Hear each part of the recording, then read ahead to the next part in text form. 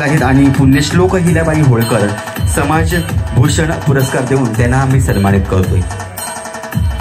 समृद्धी प्रकाशन सिंधुदुर्ग यांच्या वतीनं कौतुक सन्मान सोहळा आणि या कौतुक सन्मान सोहळा अहिल्या भीम पर्व या निमित्तानं हा सन्मान सोहळा होतो।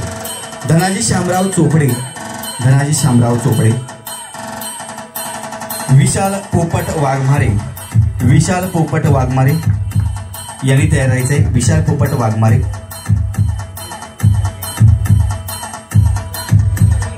यानंतर धनाजी शामराव चोपडे यांना मी मंचावर आमंत्रित करतो पुढचा सन्मान घेण्यासाठी।